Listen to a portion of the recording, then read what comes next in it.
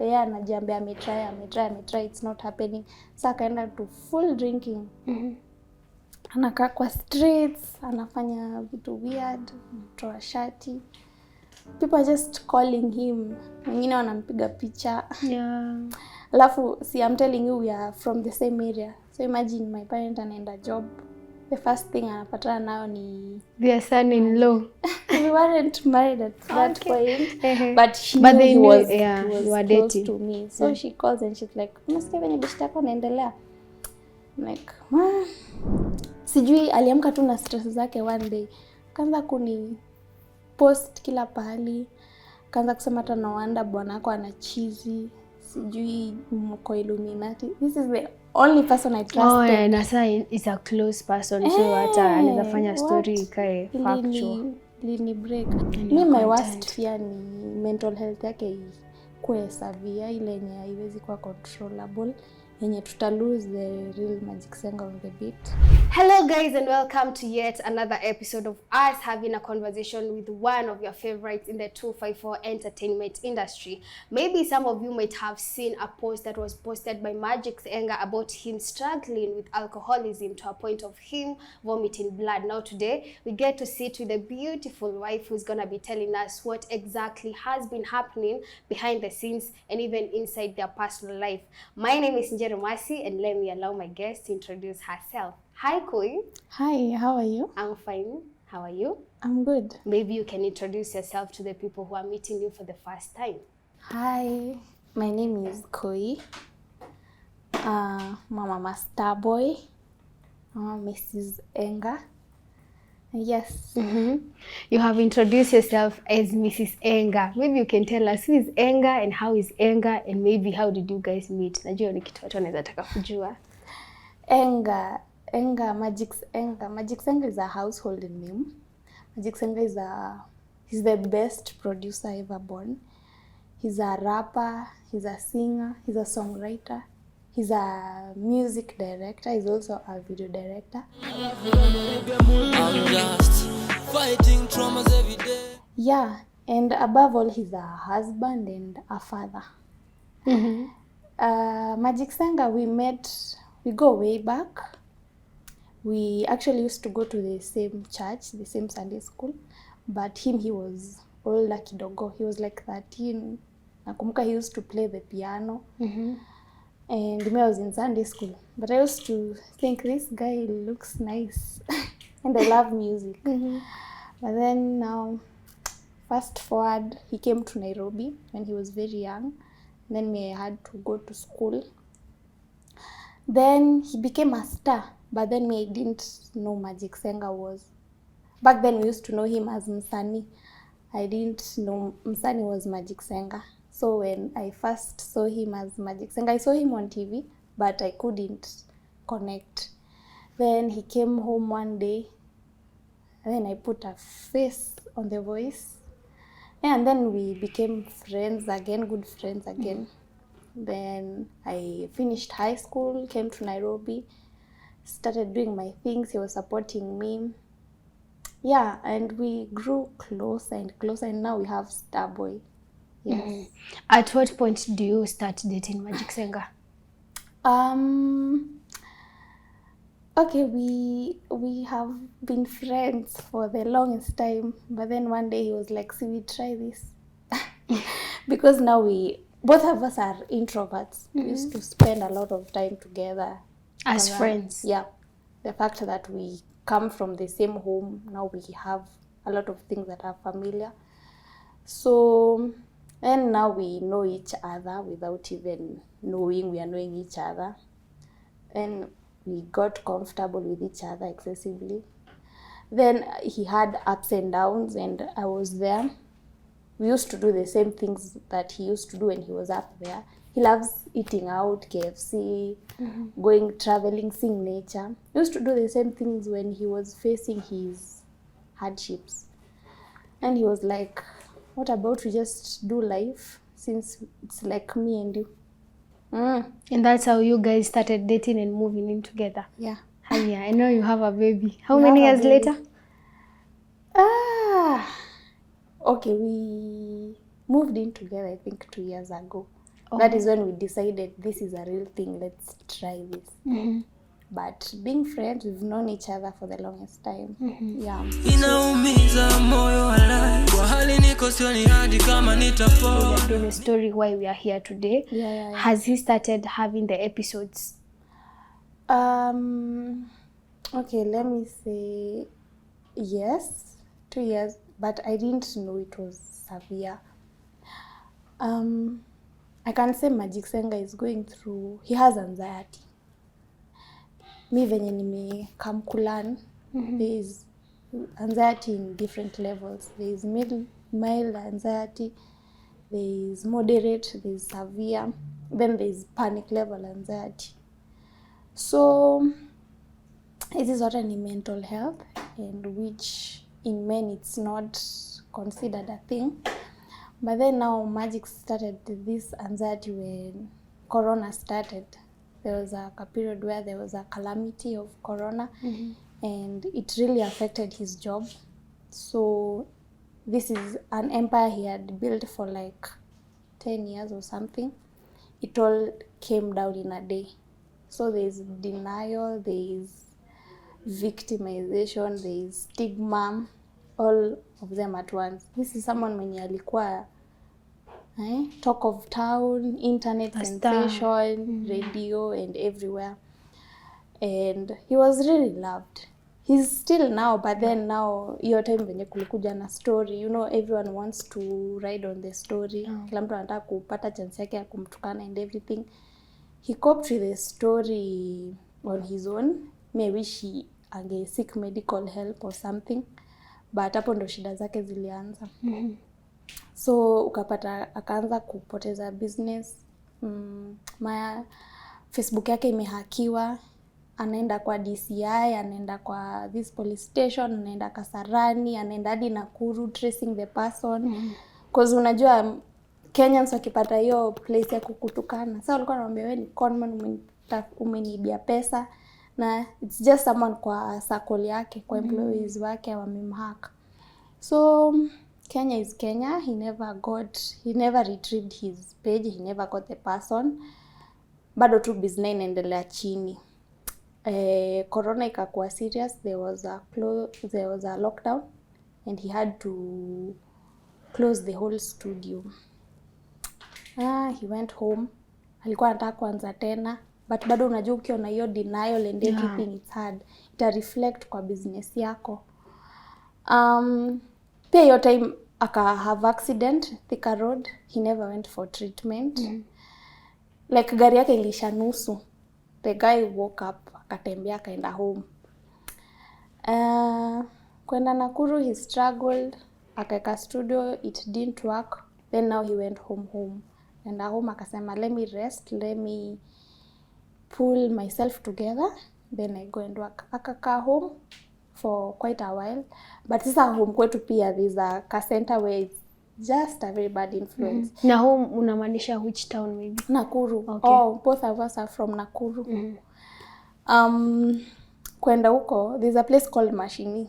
Hapo alikuwa anakujanga, anasimama, anasalimia maboys. He's even done a shoot over there ya Enga for President.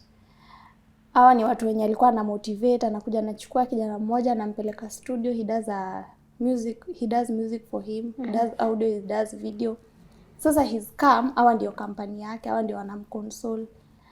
So hiyo place ni place yenye wanakunywa and they laugh about their troubles. So you get that environment. It's not good for mtu mwenye ana go through a mental problem. Man started changing. Man was an introvert, lakini akaanza sasa kuwa verbal. Lakini yeye ni kama phoenix, he always rises every time. Akajaribu tena, he came back to Nairobi, I think like after 1 year. He still had connections na employers mwenye alikuwa raise at least. Akapata record label poa. He did it for quite a while. Then he had an incident ya Kilifi enye bado ilimrudisha tena nyuma. Najua dealing with anxiety, nimekuja kuelewa, it depends pia na gender, depends na experiences za life ina depend pia na coping mechanism yake. Sasa zote zake zilikuwa tu mbaya. Coping mechanism ni pombe, drugs, na gender, male. Hata sasa ukiangalia kwa nini yake, yeye will write a lot, by the way, these days is very verbal. Kenya ana feel, anaingia internet naandika. Sasa utapata watu wanamcondemn, wanamwambia you are a man, pick yourself up, don't cry. Lakini me I'd say with him, yeye anatakanga, anawapatianga, he gives you what he wants you guys to have. Yeah, what he wants you to know. But he's a very strong person. He wants to be well. Anatamani kuwa poa. You have mentioned the Kilifi incident, and I remember those were the first pictures that surfaced the internet, and people had a lot to say. They thought maybe he was cloud chasing for a music video, or maybe he's doing a project and he needs the kiki to push the project. Maybe you can tell us what was happening to him in Kilifi at that time. I remember Kilifi, he was going to do just his projects. He got a project from one of his clients. Maybe he was his client for the third time. So they came to where he was recording. Then they did a song for like 1 week. They did a project.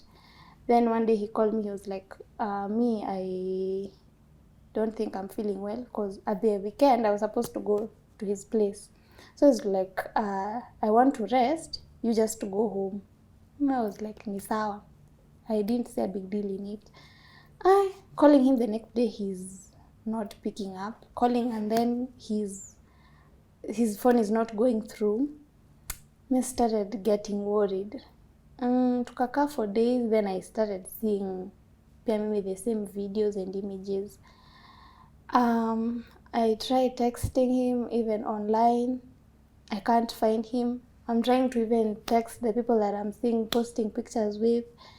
Yani everyone is just saying he's in Kilifi, he's in Mombasa, but no one knows penye yako exact.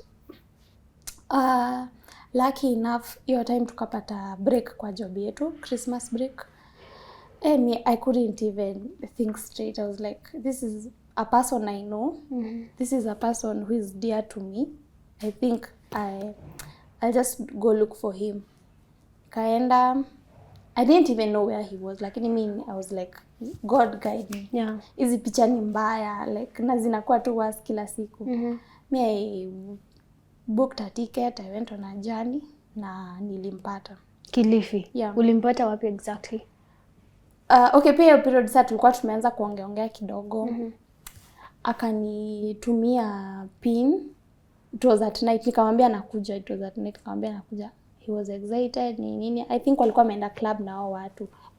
So mimi kuniplan hiyo nini, I figured in the morning. Nikaanza tu kutafuta hiyo place kwenye iko.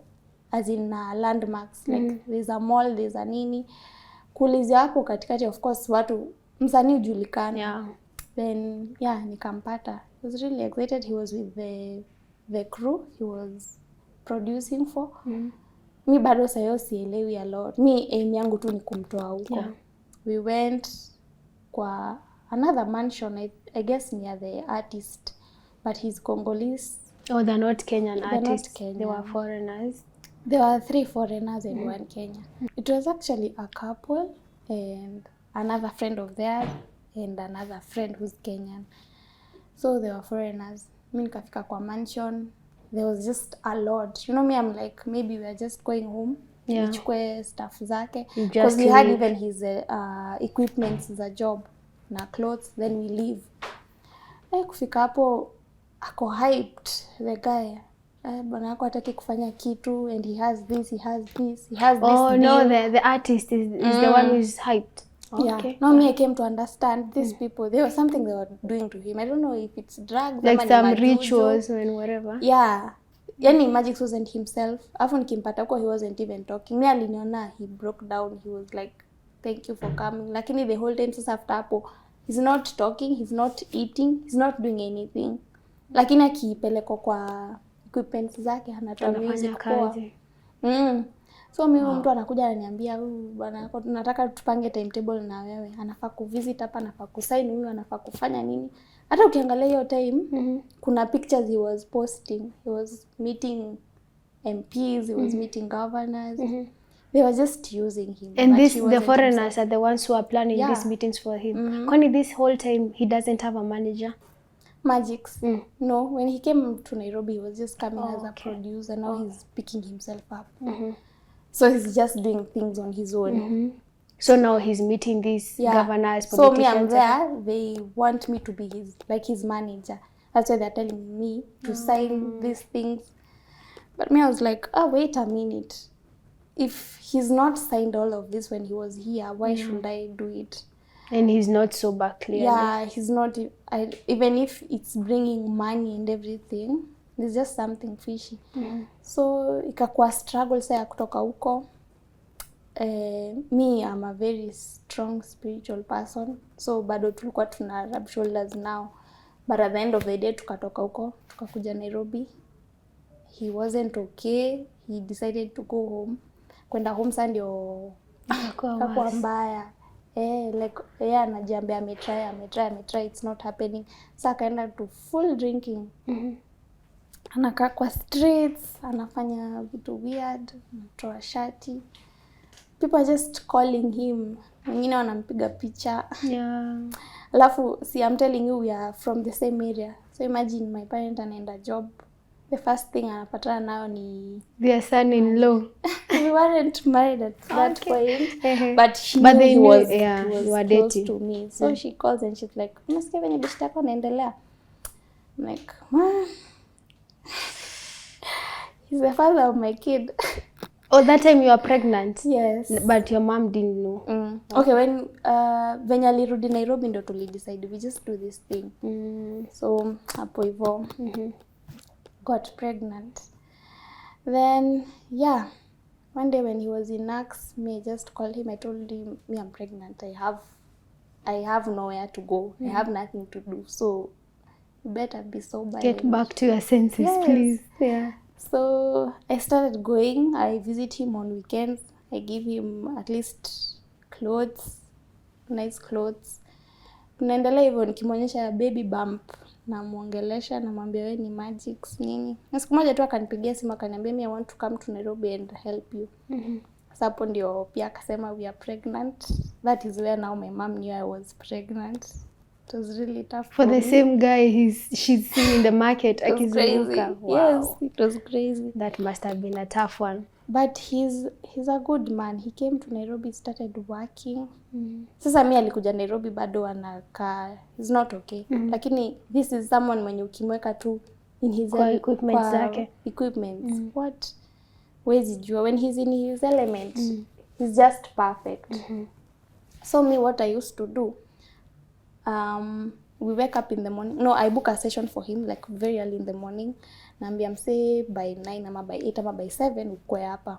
Akiamka, the first thing tu namwambia kuna mtu kwa studio ende umalize before anze kufikiria anything else. So we do a studio session maybe like take long ni at least hadi afternoon. After hapo sasa hata anaenda hata akitaka kwenda kwa streets, kitaka kupiga hizo picha zake. Mimi sawa, bora tu tume bring something to the table and life inaendelea na brand yake inaendelea. Kuna songs mingi tulitoa akiwa kwa hiyo state na watu hawakujua. There's a song he did ya msanii called Dogo Skills, Christoph. I think ilikuwa Dogo Skills na Christoph. Go listen to it. It was really nice. Kuna pia upcoming wengi aliwafanyia kina Ivan. Na watu hawako wanajua kwa hiyo state, but wanaona tu ana post amevaa sneakers chafu, sijui. Maybe that's why watu walikuwa na kama ni catfish. Maybe he wants just to trend. You have mentioned about the Kilifi. You feel like either if they weren't giving him hard drugs, walikuwa wanamfanyia some spiritual things. And there was a story that was going around akisema ati he was in a certain cult and then he left. That is why his sanity went with those people. Maybe you can clarify that for us. Okay, my man is a God-fearing person. He's really someone who believes in God. Si tumelelewa church. And alishika grounds zake kabisa. He's a prayerful person na respect Mungu. Hiyo time ya hiyo story ya Illuminati, that is huyo presenter mi nikijua they were really good friends. Ni mtu mwenye amemsaidia pia kwa career yake. When he was at the peak walikuwa anafanya interviews na yeye. So when he was going down, sijui ka happen aje wakapatana na huyu nani, they were like, see we just do a story. Alafu sasa unaona ni senye ana sink tu, so he'll just do anything. Na yeye anasema he was intoxicated at the moment. So akafanya hiyo interview ile ya tu. Ilikuwa ya cloud chase. Alafu the presenter bedha anapendanga hizo stuff. Kiangalia page yake mingi ni ya hizo vitu. So na anajua pia Magix atasell. They did the interview. Sasa kuamka like 3 days later. Sasa hata hiyo siku ilikuwa the last time ako Nairobi, ndo akafunga virago akasema I want to go home. Ninge internet anashanga mbona ana trend na already asha akafunga na music.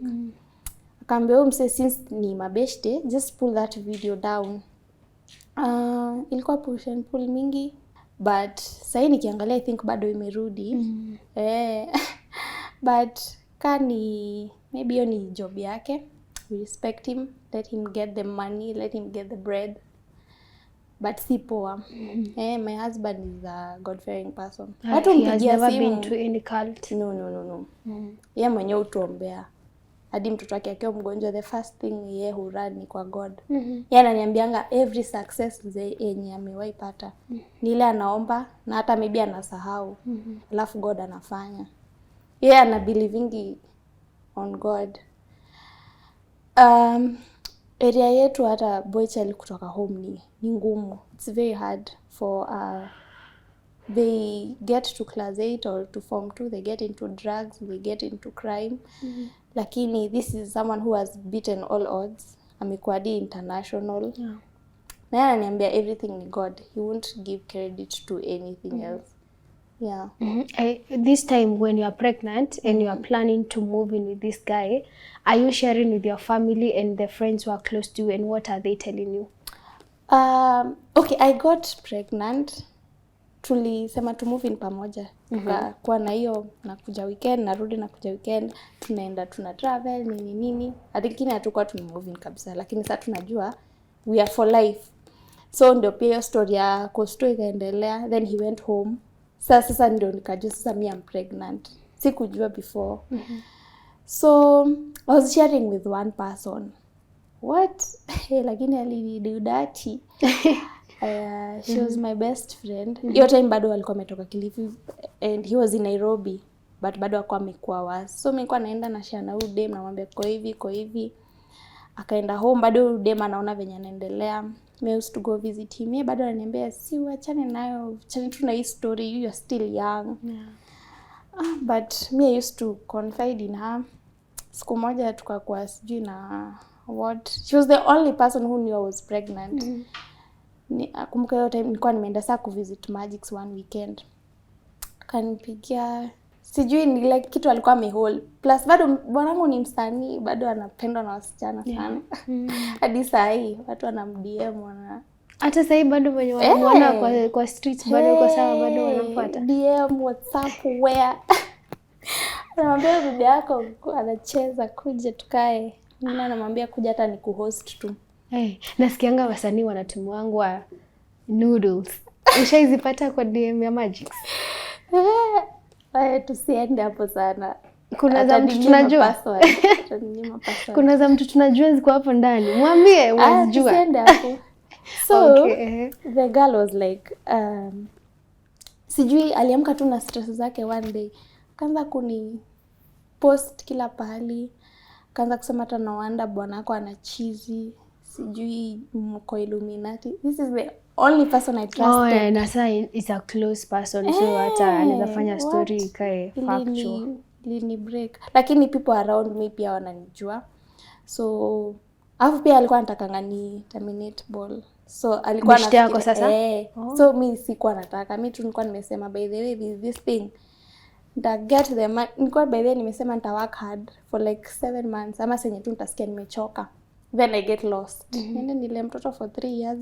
Because there's no way me I'm breaking down to my mama ati I'm pregnant. There's no way. So hiyo ndio ilikuwa plan yangu, lakini yeye anani encourage, ananiambia unaweza toa na life iendelee. Unaweza toka huko mse, it's not a must, you're young. Hiyo day sasa yesi alifikiria maybe nime get nimeendelea na plan yake. She was even like, hata mlitoa mtoto Illuminati nini. And it is Instagram, Facebook, WhatsApp, everywhere. She started calling people who are huko home because she's also from my place. Naambia nini, lakini people know me, they know I'm a good person. Sasa ni yetu aliambia wewe hata usiwairudi home. Ilikuwa mbaya. Alafu sasa watu wa home wanamuita juu anajua ni beshte yake, anaambia kuja uone venye kina Ruth wanasafa. But who is God? Here you are. Here we are. A family of he's three. also doing good music. He's still doing good music. Still doing good projects. He still has his dreams. Na always atakuwa on top. Okay, cool. You've mentioned that a lot of people are DMing your husband. Now we're gonna crush on him. Of course, his magics. Maybe what are some of the pros and cons of being a wife to a celebrity in Kenya? In Kenya. What? In Specifically in Kenya. There are very many cons and also there are pros. Disadvantage ni hiyo tu, yani kila mtu anamtaka. Lakini uzuri my husband yeye decide. He's really good. Me I give him credit kwa sababu pia mimi ningekuwa msanii. Wasichana wengine ni warembo sana. The pressure. The pressure. It's getting worse. Na Chris. Na Chris Kardinal. So, yeah, leave alone that. There's the fact that everyone is in your business. Me, I'm really low-key. Lakini ukiangalia insight ya nini yangu these days, what? Inapita hata followers wangu. Like unapata kuna 30k stalkers. Tuko huko. Like, bro, what did I do? I just arrived. Yeah, and there's that kuna they troll my kid, they troll my husband. Of course, wakikuja kulia nini watakuja kulilia. Yeah, so it gets to you too anyway. But me, whatever you have to say, just say it. Hiyo tu ni shida yako. Mimi ingiangi kwangu, lakini kwa mtu kama Magic inaweza muaffect. Na tuseme pros zake ni Magic ni brand, amejiundia jina regardless. So anaweza amka hata one day aniambie twende Dubai. Hiyo ndio pro ni yako kwa bibi ya celebrity. Na miss hizo steps mingi. Ama yani there's a lot of good things inakuja na celeb. Kuna watu wanampenda genuinely, kuna mtu tu atakaa hivi aseme shika tu hii pesa, shika hii vacation. There's the love, anapendwa na watu wengi sana. Wow. Yeah. If you were to go back to that time, would you do it differently? Would you date a different person who is not famous? Would you? If he wasn't famous, if he was still Magic Seng and he wasn't famous, I think Better. I would date him. I would get married to him. Hata mara 1000 kama angekuwa celebrity. Lakini sasa juu anakuja na hiyo cup ya celeb. Whom are you? Whom are you to deny? Tunaendelea. Yeah. There was a time after the stories has come out that he's not okay mentally and financially. Yeah. We saw people coming out to help him. Akina William Tuva and the rest. Was it? Mzazi? Yes, And the rest. Watu wanasemanga alisaidiwa financially na maybe he squandered the money. That's why he went back to his mental state. Maybe you can clarify on that too. I wouldn't say that was the case, but kina William Tuva and a lot of people have really played a big role in Magics. You only see what he gives you guys. This is someone mwenye alikuwa amejisahau kabisa, like hajui any Magics. So akam bring back kwa game, lakini hawakujua the core ya history. Unajua they were helping him ile ya get business so that you can take care of your family, get work. But huyu ni msee sasa, yani tunamtoa kwa uchizi. Sometimes ni mimi kuanga na accounts zake. So bado kupost, nitapost. So they think ni yeye. Na episodes za kwangi nazo all the time. Senye he's sober, he speaks his mind out. Hauwezi jua yani ni yeye. Mzazi akatusupport venye angeweza. He also hooked up us with a nice family where we started doing business again. But then he wasn't okay. And then the sponsors noticed it. Akasema although kwa internet this is what people are seeing, wanaona unaendelea poa, it's not good watu waone uko poa na hauyuko poa. Sisi ndio tunakuona around you, and it's a Christian family na wameblessiwa kabisa. They were like, because they've never met anyone like that. His craft is really good. Like sisi tunataka kuona mbali, so akaenda rehabilitation center, but he didn't go for long. Sasa unajua hapo mzazi like ametu hand over kwa watu wengine, but bado ana get in touch na sisi, ana know what is going on. Basa kwa ground ikafika, mimi sijui venye end up. Me I know people go to visit people in rehab after 1 month, but then si tukaenda after 1 week. So kuna ile akapata trigger. Mliitwa ama mlienda? Tuliitwa. So kulikuwa na few friends, kulikuwa na family, and then there was me. Tukamuona, we had a nice family session. After kwenda home aka feel ni kama he can't handle it. I really pleaded with the facility waache abaki, since already finances zilikuwa zishatumika, but things happened the way they happened. Kabidi turudi home next. Tukarudi ghetto.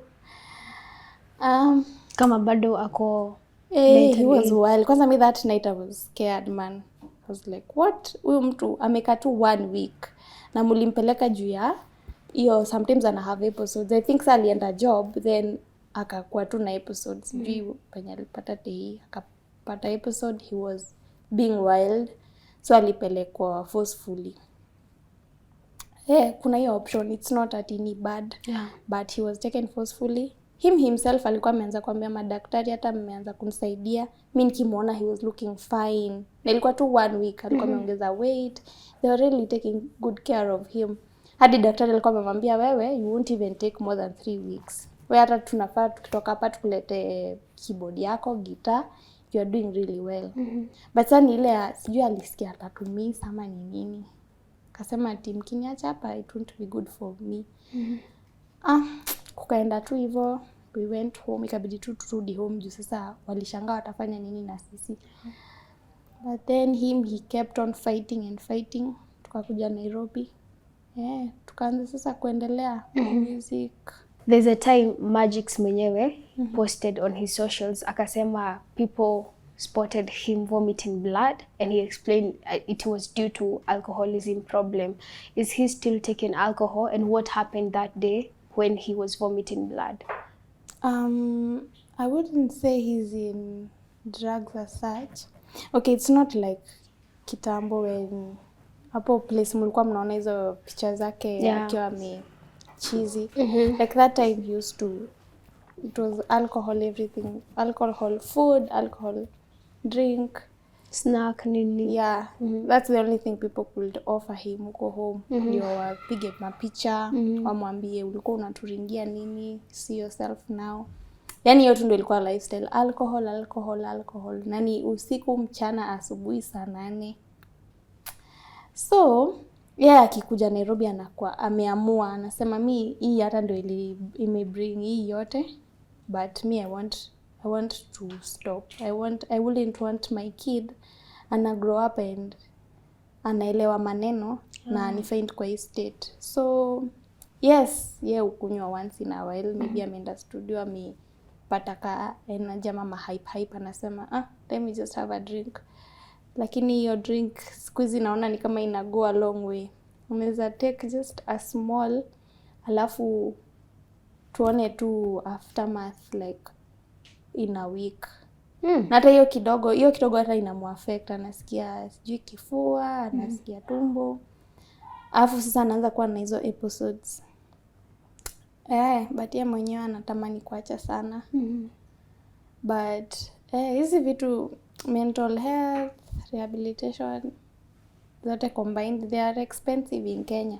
Si tuna manage venye tunaweza, once in a while anaendanga naona counselor, but me I really feel like angepata good health, professional good education, and as fast as possible. Are the episodes still coming to him? Siku hizi sijui kwanza nini inamstress, he's having episodes. and it's really not nice. Alafu naona hii ni Nairobi, there's everyone, so wengine wana encourage akunywe mafans nini. Yeah, I just wish he would get help. Nishai engage recently about getting help kuacha pombe, cause it's hard akiacha peke yake, tutaishi miaka mingi tu akiachanga. And he said yeah, already he wouldn't mind getting help. Na I feel like watu wangempe chance, cause his craft is amazing. Gosh, unafaa tu kumuona akiwa in his element akifanya kazi yake.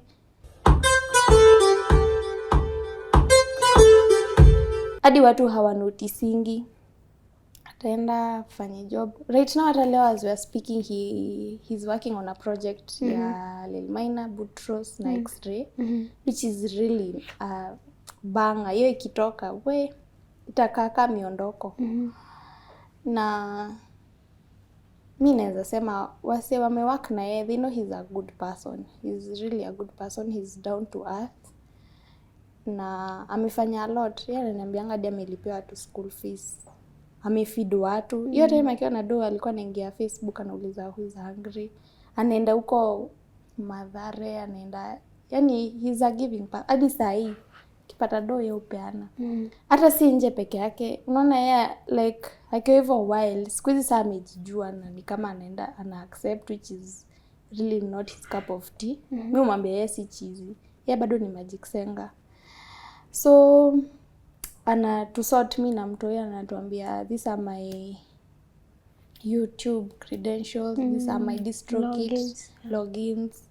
In case mko na shida and I'm not at a capacity to wezana na nyinyi, this is what you do. You get your dollars. Mtoto apate diaper.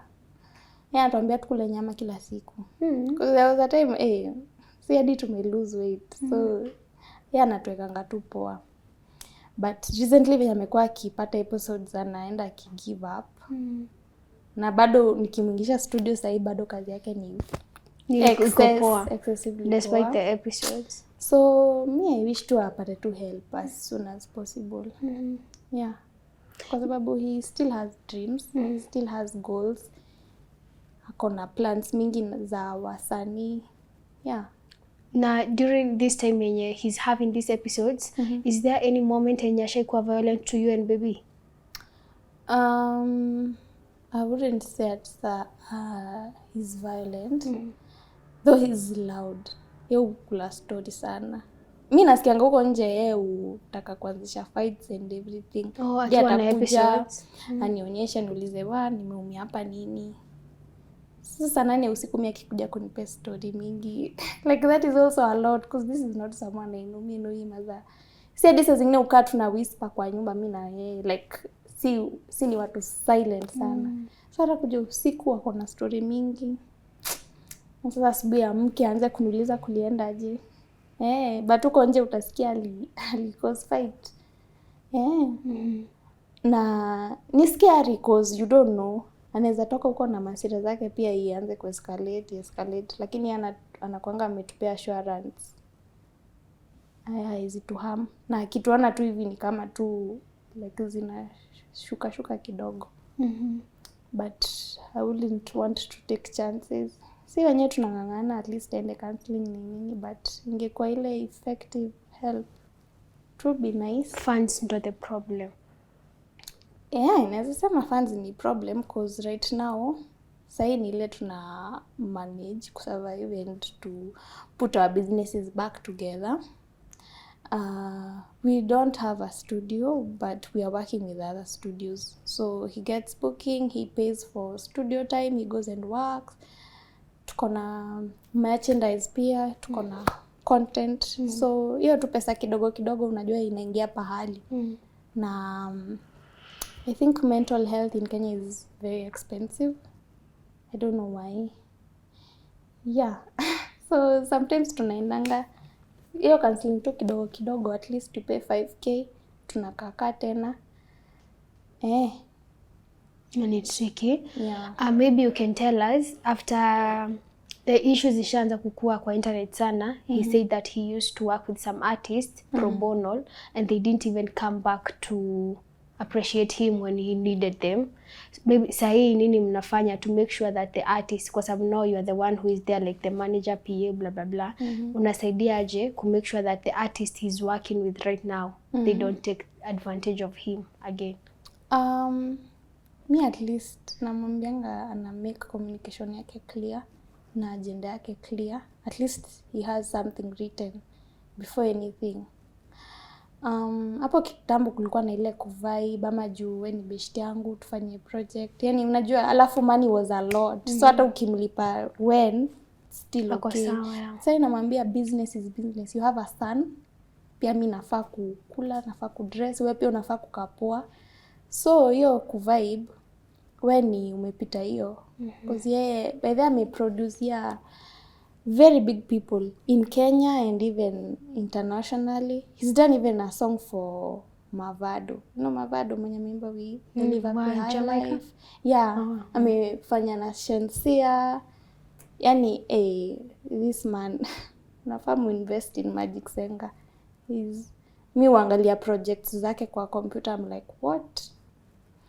So mi namwambia siku hizi wacha tu kila kitu kwa business. Yo friendship mingi you can do it huko nje, but penye unaweza pata source ya income heri do it on paper kushinda ukisema this person never came through, because humans are not the same. You are a giver, lakini mtu mwingine yeye anataka yeye win more.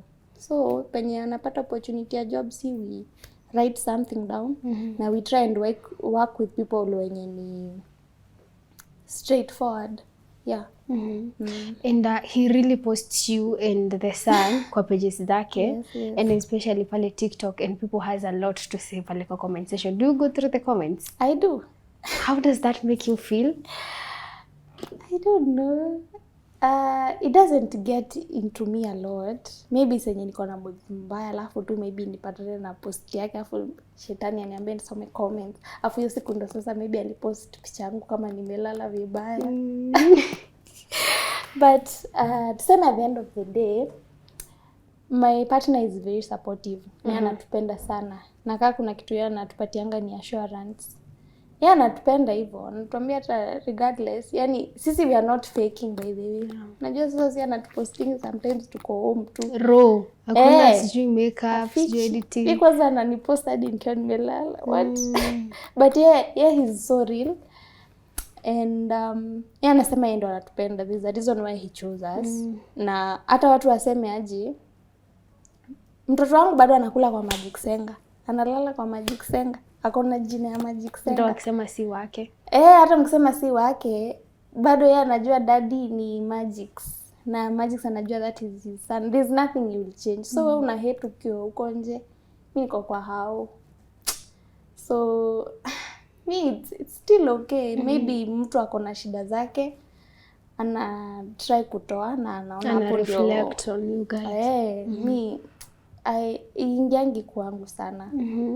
Na there's some clips anafanyanga, unajua people that knew him earlier, definitely if you watch him now, the raw clips that he posts, you will see the difference, right? And he's been listed amongst some of the artists that used to Vuma that time, but because watu wanasema they didn't manage their fame well, they didn't manage their finances, now they are depressed, whatever. Maybe how can you tell such people, badala encourage, they are reminding him you did a mistake, that's why you are like that? I'd say this is life and you expect anything from life. Hata kama you are a good person, hata kama you are a bad person, kama story yako iliandikwa, there is a place where you will find some challenges. Utapatana tu nazo. And Magix is someone who is known. So mi yake ni expected. Mtu anajulikana atatupiwa mawe sana. But hata wewe mwenye unamtupia mawe, ukikaa tu hivi chini you reflect, there's a point in life where you are at your lowest and you didn't even expect it. Angejua hii ingemhapenia, maybe hizo advice zenye unampe angefanya, but then it happened, amejipata kwa hii state. He's still trying so hard to pull himself together. Wewe unaendelea kuhate, anajibuild bado. Mimi nakwambia this is someone hakuwa anajua yeye ni nani. Anakaa shirtless, ana stroll around, ana scream. Lakini saa hii si tunaweza enda hata tuangalie, not even a month, like hata hii month akona project, akona ingine, na wewe sasa unamuongelelea na mimi hata hakujui, unaona? So hata yeye anasemanga just be kind, it doesn't hurt being kind. Wewe ukiweza mu-encourage, kama unajua unaweza mhook up na place anaweza kuwa better than the way he is, hook him up, kushinda kumthrowia stones and judging him, because at the end of the day atawin. No matter the state. Yeah. Na hii time yenye he's getting these episodes financially anaenda low, career inaenda ni kama inazima, nyota ni nini. Are there some of his friends wenye bado wako sawa wenye walikuwa nakwambia ai Kairetu, I don't think this is something we should be waiting on? His friends? Siwezi sema relationship yetu hajakuwa na challenges, imekuwa nayo. But mabeshte zake ni very supportive. Some of them are like, I don't know, we meet even once, maybe we talk on phone alafu tunapatana once, they're like, dem, she's just true. Hata kama sometimes unaweza kaa ufanye ujui kenye unafanya, ni mhustle tu na yeye. Mabeshte zake I think ni supportive. They support that he now has a family, which really has also helped himself pull himself together. Mwambia you take care of your family. I think my celebrities wako na moyo. Wenye maybe ni wana hate ni watu wa huko chini, fans. Ama maybe wali rub shoulders. Unajua pia celebrity ni celebrity. Takuwa amepatana na watu wengi na wako na machungu. But celebrities wenye najua his friends wanamsupport. Kuna mtu who will be watching this interview and they will be saying this girl is only there because it's Magix, because of the name and the fame, that is why she's still there. I wish I could give you the chance. We can even do that. Naweza kama ni wewe uko hapo, naweza kupea hata 1 week basi. Managing him is work. I'd say it's work, but it's also easy because tunajuana. I'd meet him somewhere, akiwa hivyo, I talk him down, na atarudi home. But then unaona sasa watu konja wanajua ni bibi ya Magix. Me I love him because tulipatana kitambo, chemistry ilianza kitambo. I love music. I just love him, anakanga poa sana. Na hata ingekuwa SP ungependa Magix kama mlikuwa mnajuana. I don't know, plus we've made many memories together. Mi kwanza life tena na msee mwingine inakaa tu funny. As in, okay, I respect him as Magix a lot. I know he's a G. Lakini kuna ule Magix mwenye mi namjua, ule yani Magix, my Magix. They're not the same. Maybe you can tell us as we conclude the interview, what is something that keeps you moving, because you are a young mom, you are trying to manage him, and also I understand you are the one who is trying to also manage his career to wake up again. And maybe in the midst of all these happenings, what is your fear? What keeps me going is every dream that we've dreamt together. Magix Enga is a visionarian. Oh my God, huyo mtu akona ideas, akona dreams. By the way, if you noticed, he's the first person mwenye alifanya Abaton. Mambicho ndio ilikuwa Abaton na mwenye alifanya 4 years ago. 4 years later, sasa ndio watu wanafanya Abaton. Yeye ndo alileta Gengeton. Magix Enga hata umlete sasa umwambie wave gani itabeba watu 2030, hata kucreatea one thing yenye itakubamba. This is one person mwenye maproducer ukaa like days and nights waki-create beat. Yeye utaingia sahi, useme hiyo mistari uko nayo, aku-create beat, mmalize project muende. Not so many producers do that. This is person mwenye ame-change life yake, like alikuwa zero na akakuwa uko on top, hadi tunamrelate na kina recross.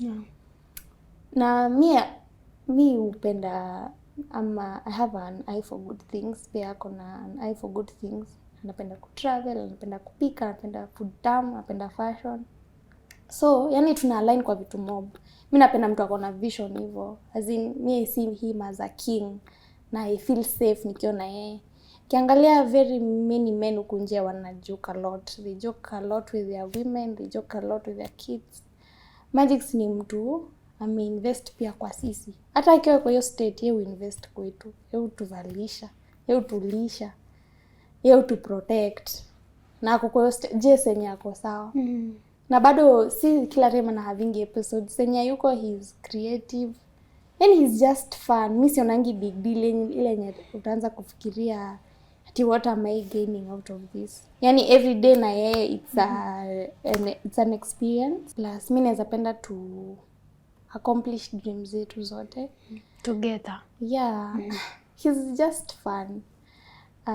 Bado ako na dream ya kurudisha Magix Empire. We are working on it. Tunasave kidogo kidogo. Cause pia uwanja kuna watu wanamwambia wanataka ku get employed, wanataka kufunzwa, wanataka ku get signed. So the dream is still big. Na of course haizifanya kio peke yake. Na mimi tu nilipata mtu na feel nataka kusettle na yeye. Mimi my worst fear ni mental health yake ikuwe severe, ile yenye haiwezi kuwa controllable, yenye tuta lose the real Magix Enga on the beat. Oye wa Kenya msiache tupoteza huyu mtu. He's a very talented person. He's good with people. So wenye mnadili na mental health, especially men's mental health, you can call them out. Yeah, kina Obina, kina Eric Omondi, kina William Tuva umesimama na sisi sana, kina KRG umesimama na sisi. God remember your family. Lakini don't let this guy go like that. Msiache arudi shut down kabisa. Kina Burale. Kina Mike Sonko. Yani mtu yote mwenye akona uwezo na akona ile knowledge ya mental health. It's not easy hata coming out kwa watu. Huyo ni mtu akikuwa poa ata do a lot for himself, for his family and even for Kenya. Lakini bado tu yeye anaendelea kupush. Yeah. Ndio hiyo Empire anataka kurudisha tena. Bado tunafanya merchandise. Bado mimi am a fashion designer and a stylist. Yeye unisaidia sana kwa line yangu pia. Niko na pia foundation kidogo ya mental and menstrual health where we raise awareness in Nakuru in schools, na yeye unipeleka. Hivyo tu venye yako. Hivyo venye mnaingia internet mnasema bro you lost it. Yani nanga kwa mashule and children they shout, wana celebrate, they listen to him. Yeye anawaambia msiingie kwa hizi drugs. So ni mtu potential sana. Yeah. Kama mnaweza mpe chance mpatie. And I remembered nimekuja na gift yako. Yangu mimi? Yes. This is one of our merchandise. Ya Magix Enga na Koi. Ya Magix. Should I show them mama? Yeah. Nijeke? Yes. It must be nice, guys. Follow my career. Hizo ndo side wow. hustle zetu. Mwende mbuy. Imeandikwa Magix Enga on the beat. Must be nice. Kuna products mingi sana. Support tu.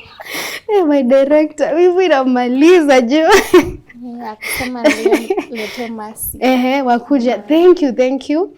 And I hope he will get the needed help kwa sababu tuliona you saw Kimani Mbogwa. Yeah. He came out and kina Obina and the rest. Him, I was like if people really could get in touch with Magix, like he's maybe going through the same thing or even worse. Ni venye yake inakuanga periodically. Like sai ukipatana na ataweza you met him the last time. Na alikuwa naongea kwa sawa. He's calm, anafanya shughuli yake, lakini kihit tu hivi inakuwa worse. Na hatuwezi take chances. Juwezi panga useme next month itakuja. It will be better, It might be worse, but we hope he will get the needed. He'll definitely get better. Me, that is one thing I believe.